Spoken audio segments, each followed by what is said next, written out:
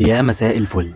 أمام المتحف الحربي في قلعة صلاح الدين الأيوبي هتلاقي تمثال لواحد جه من نسله أكتر من نصف حكام الأسرة العلوية في مصر،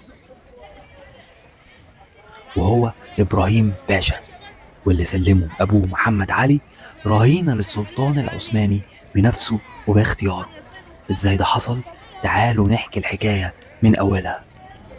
ابتدت الحكاية في مدينة قولة في اليونان، لما اتولد لمحمد علي باشا ابن أكبر سماه إبراهيم، وده سنة 1789. وبعدها ب 16 سنة، وتحديدا سنة 1805، وافق السلطان العثماني على طلب العلماء وقام بتعيين محمد علي واليا على مصر.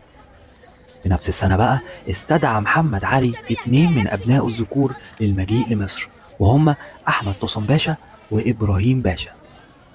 محمد علي وضع على أبنائه آمال كبيرة جدا، وبالأخص على ابنه الأكبر إبراهيم، وبدأ في تجهيزه وإعداده لتولي مناصب كبرى، لدرجة إنه ولاه في البداية منصب والي القلعة، برغم إن سن إبراهيم لم يتعدى في الوقت ده 17 سنة. محمد علي وعد السلطان العثماني إنه يدفع له مبلغ كبير جدا كخراج وضريبة نظير حكمه لمصر، لكن السلطان العثماني قال له اثبت لي ولاءك اكتر، واديني ابنك رهينة عندي لغاية ما تدفع المطلوب منك، واللي كان بالمناسبة 4000 كيس من العملات الذهبية. وبالفعل سنة 1806 يبعت محمد علي ابنه الأكبر ووريثه إلى الأستانة كرهينة حتى الدفع.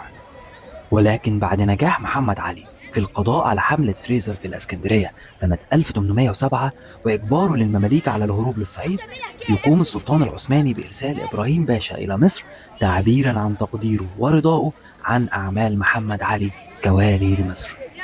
إبراهيم باشا أعماله العسكرية والإصلاحية كتيرة جدا، هنقولها لكم في فيديوهات جاية.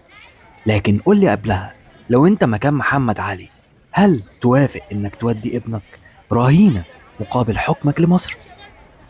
سلام.